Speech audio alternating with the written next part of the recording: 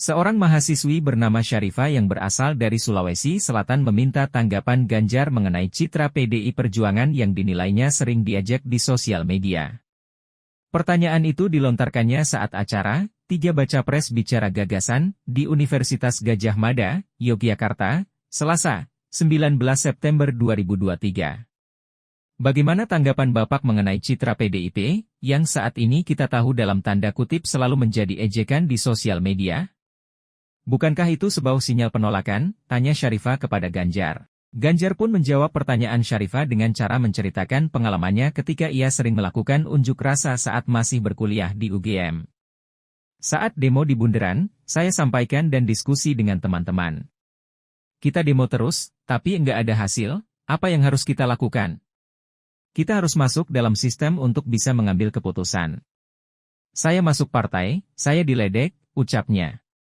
Beberapa tahun berselang, Ganjar kemudian menjadi anggota DPR RI. Ganjar mengatakan bahwa dirinya bersyukur diberi kesempatan untuk menjabat dikarenakan dirinya turut berandil menghasilkan kebijakan yang dinilainya baik.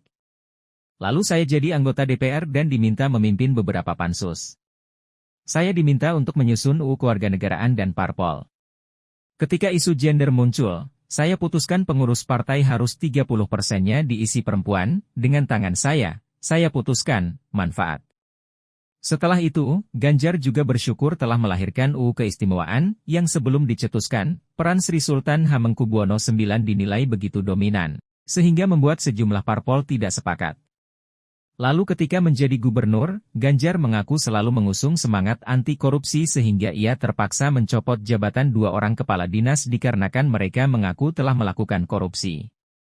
Terakhir, Ganjar menjelaskan bahwa berkat keputusannya juga, ia mampu membuat sejumlah anak-anak di Jawa Tengah bisa mengenyam pendidikan ke luar negeri hingga akhirnya mereka bekerja di perusahaan besar dan menjadi tulang punggung keluarganya. Bagaimana mereka bisa mengakses pendidikan?